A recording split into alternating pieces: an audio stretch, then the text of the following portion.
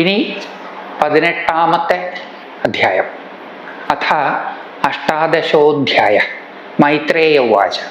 മൈത്രേയ മുനി തുടർന്ന് വിദുരരോട് കഥ പറയുകയാണ്. മൈത്രേയ മുനി പറഞ്ഞു, ഇത്രയൊക്കെ സ്തുതിച്ചിട്ടും കോപം ശമിക്കാതെ വിറയ്ക്കുന്ന ചുണ്ടുകളോട് കൂടിയ പൃഥു മഹാരാജാവിനെ കണ്ട് ഭയം വെടിയാത്ത ഭൂമിദേവി മനസ്സിനെ അചഞ്ചലമാക്കി നിർത്തി ചിന്തിച്ചു.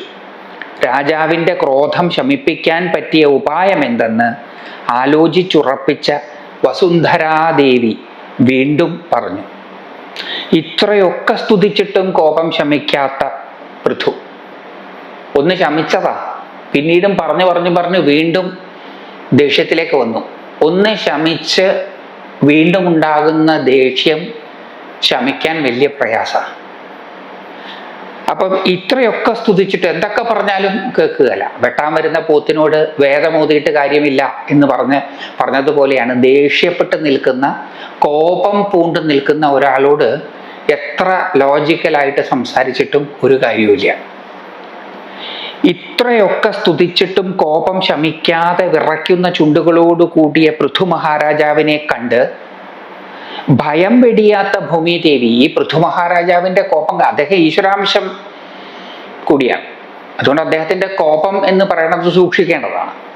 അതുകൊണ്ട് ഭൂമിദേവിക്ക് ഭയം ഇല്ലാണ്ടായില്ല. ഇതൊക്കെ കണ്ട് ഭയം വെടിയാത്ത ഭൂമിദേവി, കോപം കൊണ്ട് വിറച്ചു നിൽക്കുന്ന ശക്തനായ ഒരാളുടെ മുമ്പിൽ പെട്ട് നിൽക്കുന്നയാൾക്ക് സ്വാഭാവികമായിട്ടും ഭയമുണ്ടാകും. ഭയം എന്ന വികാരം ഗ്രസിച്ചു കഴിഞ്ഞാൽ കോപം എന്ന വികാരം ഗ്രസിക്കുന്നത് പോലെ തന്നെയാണ്. ചിന്ത വേണ്ട വിധത്തിൽ ഉണ്ടാവില്ല. ഏത് വികാരമായാലും അത് നമ്മളെ കീഴടക്കിയാൽ വേണ്ട വിധത്തിൽ ചിന്തിക്കാൻ സാധിക്കില്ല. വികാരങ്ങൾ നമ്മളുടെ സ്വാതന്ത്ര്യത്തിന് ഭംഗമുണ്ടാക്കും. നമുക്ക് വേണ്ടതുപോലെ ചിന്തിക്കാനും പ്രവർത്തിക്കാനും ഒന്നും വികാരാധീനരായാൽ നമുക്ക് സാധിക്കില്ല. അതുകൊണ്ട് ഈ വികാരങ്ങളെയൊക്കെ ഒന്ന് ഒതുക്കി നിർത്തിയിട്ട് മാത്രമേ കൃത്യമായി ചിന്തിക്കാൻ പറ്റുകയുള്ളൂ. അവിടെയാണ് നമ്മുടെ അവയർനെസ് മെഡിറ്റേഷൻ്റെ പ്രാധാന്യം വരുന്നത്. അവയർനെസ് മെഡിറ്റേഷൻ ശീലിച്ചാൽ കാലക്രമേണ നമ്മളിലുണ്ടാകുന്ന വികാര വിക്ഷോഭങ്ങളെ നമുക്കൊന്ന് ഒതുക്കി വെച്ച് കൃത്യമായി ചിന്തിച്ച് തീരുമാനമെടുത്ത് നടപ്പിലാക്കാൻ സാധിക്കും. ഇവിടെ ഭൂമിദേവി അത് തന്നെയാണ് ചെയ്യുന്നത്. ഭയം വെടിഞ്ഞിട്ടില്ല ഭൂമിദേവി, ഭയമുണ്ട് ഭൂമിദേവിക്ക്. ആ ഭയമാണ് ഭൂമിദേവിയെ കൊണ്ട് അങ്ങോട്ടും ഇങ്ങോട്ടും എങ്ങോട്ടെന്നില്ലാതെ ഓടിച്ചത്. അപ്പൊ ഭയം പോയിട്ടില്ല. കാരണം ഇദ്ദേഹത്തിന് എത്ര സ്തുതിച്ചിട്ടും ഇദ്ദേഹത്തിന്റെ കോപമൊന്നും ശമിക്കുന്നില്ല. അപ്പൊ ഭയം വെടിയാത്ത ഭൂമിദേവി മനസ്സിനെ അചഞ്ചലമാക്കി നിർത്തി ചിന്തിച്ചു. ഭയം, കോപം, സങ്കടം, കാമം, ഈർഷ്യ, ജുഗുപ്സ, ഇതെല്ലാം മനസ്സിനെ ചഞ്ചലപ്പെടുത്തും. മനസ്സ് ചഞ്ചലമായാൽ കൃത്യമായി ചിന്തിക്കാൻ സാധിക്കില്ല. അചഞ്ചലമായ മനസ്സ്, അതാണ് ചിത്തവൃത്തി നിരോധ എന്ന് പതഞ്ജലി അദ്ദേഹത്തിൻ്റെ യോഗസൂത്രത്തിൻ്റെ 2ാമത്തെ യോഗസൂത്രത്തിൽ പറയുന്നത്. ചിത്തവൃത്തികളെ ഒന്ന് നിരോധിക്കണം. അപ്പൊ ചിത്തവൃത്തികളെ പതുക്കെ ഇല്ലാതെയാക്കണം. ചിത്തവൃത്തികളാണ് ഈ മനഃചാഞ്ചല്യത്തിന് കാരണം. മനസ്സ് ചഞ്ചലപ്പെട്ട് കഴിഞ്ഞാൽ കൃത്യമായി ബുദ്ധി തീരുമാനമെടുക്കില്ല. വസുന്ധരാദേവി എന്ത് ചെയ്തു? ഭയം ഉണ്ട് ദേവിക്ക്, അതില്ലാണ്ടൊന്നും ആയിട്ടില്ല. പക്ഷെ മനസ്സിനെ അചഞ്ചലമാക്കി നിർത്തി. ഭയമുണ്ടെങ്കിലും മനസ്സിനെ അചഞ്ചലമാക്കുക, കോപമുണ്ടെങ്കിലും മനസ്സിനെ അചഞ്ചലമാക്കുക, താപമുണ്ടെങ്കിലും മനസ്സിനെ അചഞ്ചലമാക്കുക. അതിനൊക്കെ നമ്മുടെ ധ്യാനത്തിന് ശക്തിയുണ്ട്. അങ്ങനെ ഭൂമിദേവി മനസ്സിനെ അചഞ്ചലമാക്കി നിർത്തി ചിന്തിച്ചു. മനസ്സ് അചഞ്ചലമാവുക എന്ന് പറഞ്ഞാൽ വികാര വേലിയേറ്റങ്ങൾ ഇല്ലാതെ ഇരിക്കണം മനസ്സ്. അപ്പോൾ മാത്രമേ കൃത്യമായി ചിന്തിക്കാൻ സാധിക്കുകയുള്ളൂ. നമ്മുടെ എല്ലാം ചിന്തകൾ പലപ്പോഴും ഈ വികാരാവേശാടിസ്ഥാനത്തിലാണ് എന്നുള്ളത് കൊണ്ട് നമ്മുടെ ബുദ്ധി കൃത്യമായി പ്രവർത്തിക്കില്ല.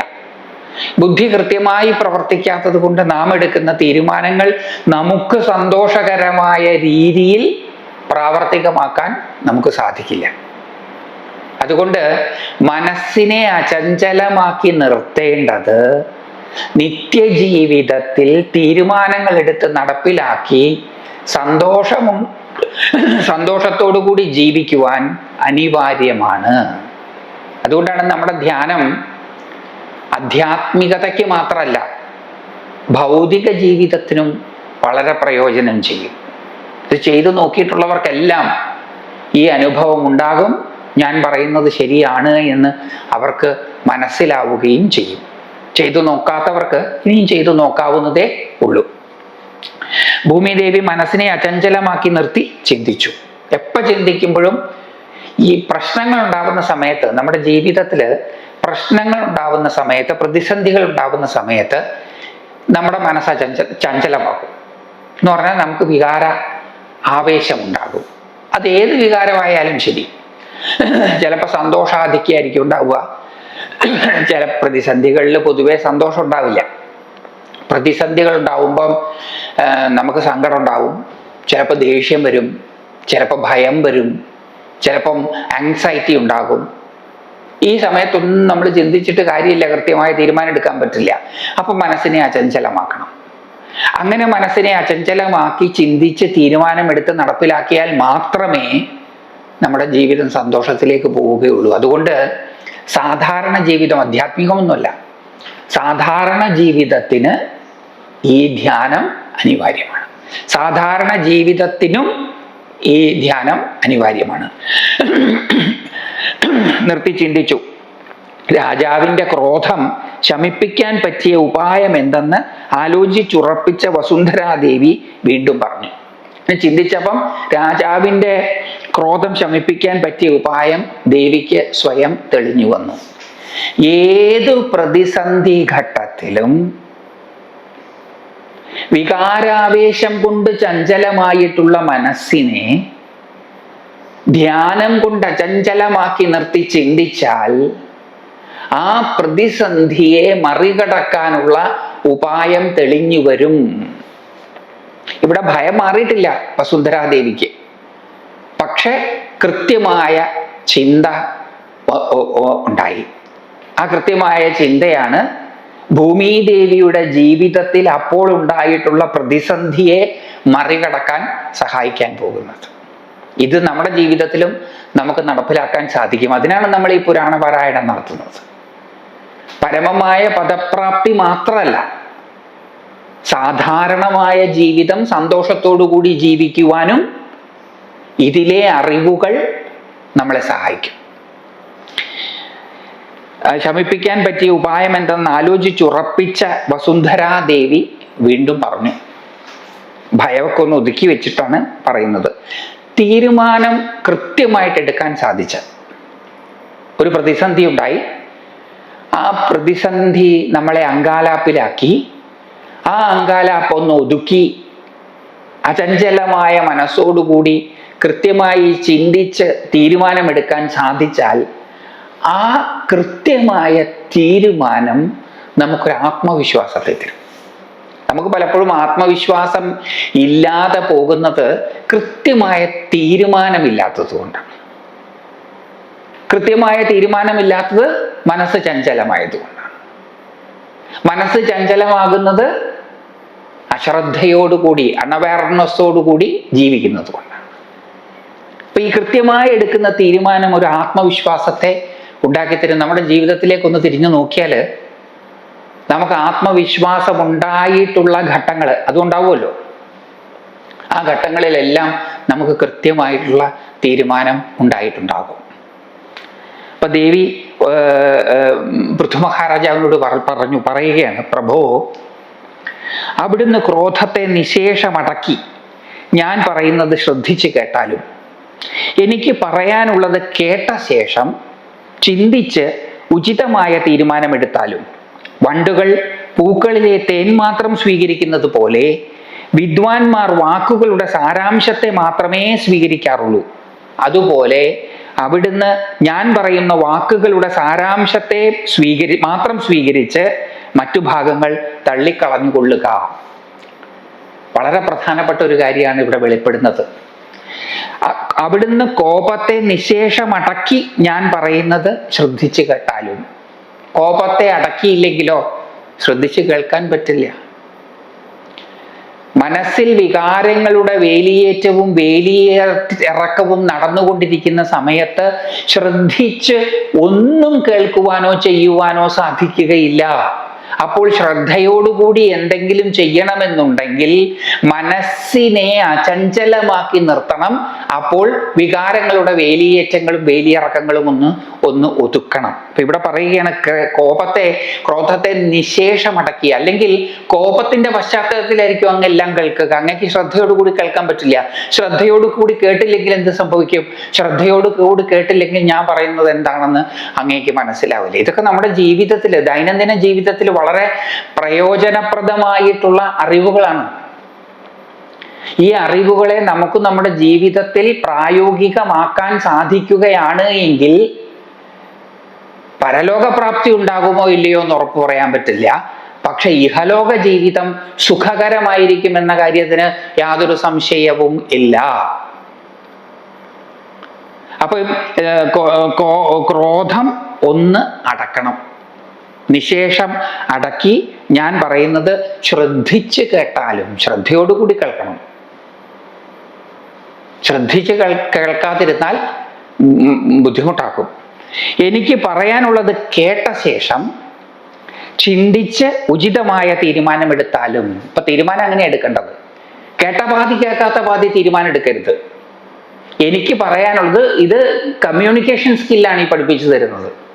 ഒരാൾക്ക് പറയാനുള്ളത് വികാരവേലിയേറ്റങ്ങളൊന്നും ഇല്ലാതെ ശ്രദ്ധയോടുകൂടി കേൾക്കണം, മുഴുവൻ കേൾക്കണം.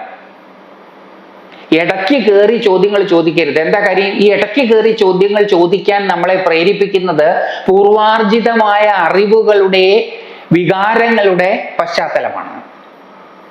പൂർവാർജിതമായ അറിവുണർത്തുന്ന വികാരങ്ങളുടെ പശ്ചാത്തലത്തിലാണ് ഇടയ്ക്ക് കയറി ചോദിക്കാൻ ഈ പ്രേരിപ്പിക്കുന്നത്. ഇടയ്ക്ക് കയറി ചോദിക്കുമ്പം അതിൻ്റെ അർത്ഥം എന്താണെന്ന് വെച്ചാൽ നമ്മൾ ശ്രദ്ധിച്ചല്ല കേൾക്കുന്നത് എന്നുള്ളതാണ്.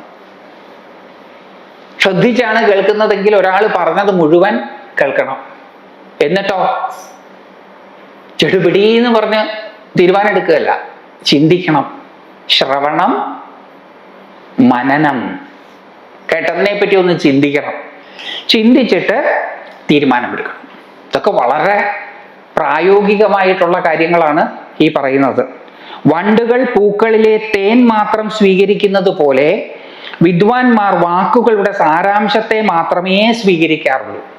വണ്ട് പൂക്കളിൽ ചെന്ന് നിന്നാൽ ആ പൂക്കളിൽ പലതും ഉണ്ടാകും, അതിലെ തേൻ മാത്രമേ എടുക്കുകയുള്ളൂ. അതേപോലെ വേണം വിദ്വാൻമാർ വാക്കുകളുടെ സാരാംശത്തെ മാത്രമേ സ്വീകരിക്കാൻ പാടുള്ളൂ. അല്ലാതെ ഓരോ വാക്കും എടുത്ത് അതിൻ്റെ ധാതുവൊക്കെ കണ്ടുപിടിച്ച്, ധാതുക്കൾക്ക് പലതരത്തിലുള്ള അർത്ഥങ്ങൾ ഉണ്ടാവും. ഒരു ധാതുവിന് ഒരർത്ഥമൊന്നുമല്ല, പലതരത്തിലുള്ള അർത്ഥങ്ങൾ ഉണ്ടാവും ധാതുക്കൾക്ക്. അങ്ങനെ പലതരത്തിലുള്ള ധാതുക്കളുടെ അർത്ഥത്തിൽ നമുക്ക് തോന്നിയ ഒരു അർത്ഥം എടുത്ത് വാക്കുകൾക്ക് അർത്ഥം കൽപ്പിച്ചാൽ വക്താവ് ഉദ്ദേശിക്കുന്നത് എന്താണോ അത് മനസ്സിലാവില്ല. വാക്കിന്റെ അർത്ഥം അതല്ലേ, ആ അർത്ഥം ഘടിപ്പിച്ചു വെച്ചാൽ വാചകത്തിന്റെ അർത്ഥം അതല്ലേ ആയിരിക്കാം. പക്ഷെ അത് വക്താവ് ഉദ്ദേശിച്ചതാണോ എന്നുള്ളതാണ് ചോദ്യം. ഞാൻ ഉദ്ദേശിച്ചതാണോ നിങ്ങൾ കേൾക്കുന്നത് എന്നുള്ളതാണ് ചോദ്യം. എൻ്റെ വാക്കുകളെ എടുത്ത് നിങ്ങളുടെ അറിവിലിട്ട് അതിനെ തിരിച്ച് ഞാൻ ഉദ്ദേശിക്കാത്ത കാര്യം നിങ്ങൾ മനസ്സിലാക്കിയാൽ കമ്മ്യൂണിക്കേഷൻ നടക്കില്ല. അതുകൊണ്ട് ഭൂമിദേവി പറയുക, എൻ്റെ വാക്കുകളുടെ സാരാംശത്തെ വേണം എടുക്കാൻ. ഞാൻ എന്താണോ ഉദ്ദേശിക്കുന്നത് അത് വേണം മനസ്സിലാക്കാൻ. അല്ലാതെ ഞാൻ പറഞ്ഞ വാചകങ്ങളിൽ ഉള്ള വാക്കുകൾ എടുത്ത് ആ വാക്കുകളെ ധാതുക്കളൊക്കെ ഉപയോഗിച്ച്, ധാതുക്കൾക്ക് ഒരുപാട് അർത്ഥങ്ങളുണ്ട്, ഒരർത്ഥം മാത്രമൊന്നുമല്ല ഒരു ധാതുവിനുള്ളത്, എടുത്തിട്ട് നിങ്ങൾക്ക് തോന്നുന്ന ഒരർത്ഥം നിങ്ങൾ ഗ്രഹിച്ചാൽ അത് ഞാൻ പറഞ്ഞതാവില്ല. അതുകൊണ്ട് ഒരു പ്രയോജനവും ഉണ്ടാവുകയില്ല. അപ്പൊ ഇവിടെ ദേവി വ്യക്തമായി പറയുകയാണ്, സാരാംശത്തെ സ്വീകരിക്കണം. അതുപോലെ അവിടുന്ന് ഞാൻ പറയുന്ന വാക്കുകളുടെ സാരാംശത്തെ മാത്രം സ്വീകരിച്ച് മറ്റു ഭാഗങ്ങൾ തള്ളിക്കളഞ്ഞുകൊള്ളുക. മറ്റു ഭാഗങ്ങളൊക്കെ തള്ളിക്കളയാം, സാരാംശത്തെ വേണം എടുക്കാൻ. ഇപ്പൊ നമ്മള് ഈ പറയുന്നത് ഉൾക്കൊള്ളാത്തത് കൊണ്ട് നമ്മുടെ ജീവിതത്തിൽ പലതരത്തിലുള്ള ബുദ്ധിമുട്ടുകൾ ഉണ്ടാവുന്നുണ്ട്. ഒന്ന്, ആധ്യാത്മിക ശാസ്ത്രം തെറ്റായിട്ട് വ്യാഖ്യാനിക്കപ്പെടാൻ ഇടയുണ്ട്.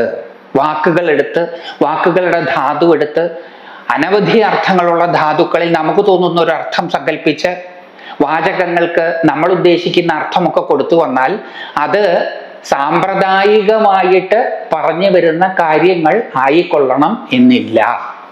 അത് ആധ്യാത്മികതയില്. ഭൗതികതയിലും അങ്ങനെ തന്നെയാണ്. ഞാൻ നിങ്ങളോടൊരു കാര്യം പറഞ്ഞു, എൻ്റെ വാക്കുകൾ എടുത്ത് ആ വാക്ക് എന്താ അങ്ങനെ, ആ വാക്ക് എന്തിനാ പറഞ്ഞത്, ഈ വാക്ക് പറഞ്ഞുകൂടായിരുന്നോ, ആ വാക്ക് പറഞ്ഞപ്പോഴുള്ള ഇൻറ്റൊണേഷൻ ശരിയല്ലല്ലോ, ആ വാക്ക് ഒരു ഇത്തിരി കളിയാക്കിയാണോ പറഞ്ഞത്, അങ്ങനെയൊക്കെ ചിന്തിക്കാൻ തുടങ്ങിയാൽ നിങ്ങൾക്ക് ഞാൻ പറഞ്ഞത് മനസ്സിലാവില്ല എന്ന് മാത്രമല്ല, ഞാൻ പറഞ്ഞതല്ലാത്തത് നിങ്ങൾ ധരിച്ച് നിങ്ങൾക്ക് ആവശ്യമില്ലാത്ത ആകുലതയും വ്യാകുലതയും ഉണ്ടാകും. അതുകൊണ്ട് ഭൂമിദേവി പൃഥു മഹാരാജാവിനോട് പറയുകയാണ്, കോപമൊന്ന് അടക്കി വെച്ചിട്ട് വേണം കേൾക്കാൻ. കേൾക്കുമ്പോൾ ഞാൻ പറയുന്ന വാക്കുകളിൽ കടിച്ചു തൂങ്ങിക്കിടക്കരുത്. വാക്കുകൾ ഞാൻ ഉപയോഗിക്കുന്നത് എൻ്റെ മനസ്സിലുള്ള ആശയത്തെ പ്രതിഫലിപ്പിക്കുവാനാണ്. അതുകൊണ്ട് ആ വാക്കുകളിലൂടെ ഞാൻ ഉദ്ദേശിക്കുന്നത് ഉൾക്കൊള്ളണം, ബാക്കിയുള്ളതൊക്കെ തള്ളിക്കളയാം. കാരണം നമ്മൾ സംസാരിക്കുമ്പോൾ വാക്കുകൾ പല ആവശ്യങ്ങൾക്കും നമ്മൾ ഉപയോഗിക്കും. അപ്പം അതിലെ ആശയം ഉൾക്കൊണ്ട് ബാക്കിയുള്ളതെല്ലാം തള്ളിക്കുളഞ്ഞു കൊള്ളുക. അങ്ങനെയല്ല എന്നുണ്ടെങ്കിൽ, അങ്ങനെയല്ല കേൾക്കുന്നത് എങ്കിൽ, അങ്ങനെയല്ല ഗ്രന്ഥങ്ങൾ വായിക്കുന്നത് എങ്കിൽ നമ്മൾ വിചാരിക്കും വളരെ കൃത്യമായിട്ടുള്ള അർത്ഥമാണ് എന്ന്, വളരെ ലോജിക്കലാണ് എന്ന് നമ്മൾ വിചാരിക്കും. പക്ഷെ എന്നും എത്തുകയില്ല. ആര് പറഞ്ഞാലും ശരി, ഏത് വേഷം കെട്ടിയ ആള് പറഞ്ഞാലും ശരി, ഈ പറഞ്ഞത് വളരെ പ്രായോഗികമാണ്. ചിലർ പറയാം അങ്ങനെയല്ല ഇങ്ങനെയല്ല. അതിന് നിങ്ങൾ എന്ത് വേഷം കെട്ടിയാലും ശരി, നെറ്റി മുഴുവൻ കുറിയിട്ട് വന്ന് പറഞ്ഞാലും ശരി, അങ്ങനെയല്ല. വസുന്ധരാദേവി പറഞ്ഞതാണ് വളരെ പ്രധാനപ്പെട്ട കാര്യം. ഇത് വളരെ പ്രധാനപ്പെട്ട കാര്യമാണ്. അതുകൊണ്ടാണ് നമ്മുടെ ശാസ്ത്ര ഗ്രന്ഥങ്ങളെല്ലാം ഒരു സമ്പ്രദായമനുസരിച്ച് നാം അഭ്യസിക്കുന്നത്. ഗീത വിശിഷ്ടാദ്വൈത സമ്പ്രദായ പ്രകാരം അഭ്യസിച്ചാൽ കിട്ടുന്ന അർത്ഥമല്ല ഗീത ശങ്കരാദ്വൈത പ്രകാരം അഭ്യസിച്ചാൽ കിട്ടുക. അതല്ല അഭിനവഗുപ്ത പാദാചാര്യരുടെ ഗീതാർത്ഥ സംഗ്രഹം വായിച്ചാൽ മനസ്സിലാവുക. ഇപ്പൊ സാമ്പ്രദായികമായിട്ടാണ് നമ്മൾ കാര്യം ഗ്രഹിക്കുക. ഇനി അങ്ങോട്ട് പോകുമ്പോഴും ചില പ്രധാനപ്പെട്ട കാര്യങ്ങൾ നമുക്ക് മനസ്സിലാക്കാൻ സാധിക്കും. ഭൂമിദേവി തുടരുകയാണ്, ഇഹലോകത്തിലും പരലോകത്തിലും മനുഷ്യർക്ക് ശ്രേയസ് ഉണ്ടാകാൻ പര്യാപ്തമായ മാർഗങ്ങളെ തത്വദർശികളായ മുനിവര്യന്മാർ കണ്ടെത്തുകയും അവയെ ഫലപ്രദമായി ഉപയോഗപ്പെടുത്തുകയും ചെയ്തിട്ടുണ്ട്. ഇതിനു മുമ്പേ പോയവർ, നമ്മൾ അനുഭവിച്ചിട്ടുള്ള മിക്കവാറും എല്ലാ പ്രശ്നങ്ങളും പ്രതിസന്ധികളിലൂടെയും കടന്നുപോയിട്ടുള്ളവരാണ്.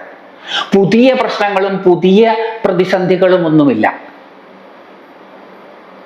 ഈ ലോകത്ത് മനുഷ്യരാശി അഭിമുഖീകരിക്കുന്ന പ്രതിസന്ധികൾ ഒന്ന് നിഷ്പക്ഷമായിട്ട് ചിന്തിച്ചാൽ ഏകദേശം ഒന്ന് തന്നെയാണ്. അപ്പൊ നമുക്ക് മുമ്പേ ഉള്ളവർ, ഇഹലോകത്തിലും പരലോകത്തിലും മനുഷ്യർക്ക് ശ്രേയസ് ഉണ്ടാകാൻ പര്യാപ്തമായ മാർഗങ്ങളെ തത്വദർശികളായ മുനിവര്യന്മാർ കണ്ടെത്തിയിട്ടുണ്ട്. ഇപ്പൊ മനുഷ്യർക്കുണ്ടാകാൻ സാധ്യതയുള്ള പ്രതിസന്ധികൾ അത് ഇതിനു മുമ്പുള്ളവർക്ക് ഉണ്ടായിട്ടുണ്ട്, ഇപ്പോൾ ഉള്ളവർക്ക് ഉണ്ടാവും. ഇനിയൊരു 100 കൊല്ലം കഴിഞ്ഞാലും മനുഷ്യർക്ക് ഇതേ പ്രതിസന്ധികൾ തന്നെയായിരിക്കും ഉണ്ടാവുക. പുതിയ പുതിയ പ്രതിസന്ധികളൊന്നും ഉണ്ടാകുന്നില്ല. അപ്പം നമുക്ക് മുമ്പേ പോയവർ ഈ പ്രതിസന്ധികളെ അഭിമുഖീകരിച്ചപ്പോൾ അതിനെ തരണം ചെയ്യുവാനുള്ള ഉപായങ്ങൾ കണ്ടെത്തി പറഞ്ഞു വെച്ചിട്ടുണ്ട്. അവയെ ഫലപ്രദമായി ഉപയോഗപ്പെടുത്തുകയും ചെയ്തിട്ടുണ്ട്.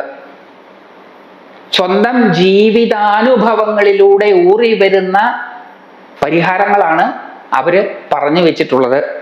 ഇഹലോകത്തിലും പരലോകത്തിലും മനുഷ്യർക്ക് ശ്രേയസ് ഉണ്ടാകാൻ പര്യാപ്തമായ മാർഗങ്ങളെ തത്വദർശികളായ മുനിവര്യന്മാർ കണ്ടെത്തുകയും അവയെ ഫലപ്രദമായി ഉപയോഗപ്പെടുത്തുകയും ചെയ്തിട്ടുണ്ട്. വെറുതെ വാചകമടിച്ചു പോവല്ല, അത് സ്വന്തം ജീവിതത്തിൽ പ്രായോഗികമാക്കിയിട്ടുള്ളതാണ്. അനുഭവത്തിന്റെ തീച്ചൂളയെ നീറ്റിയെടുത്തിട്ടുള്ള അറിവുകളുടെ രത്നങ്ങളാണ് അവര് നമുക്ക് പകർന്നു തരുന്നത്.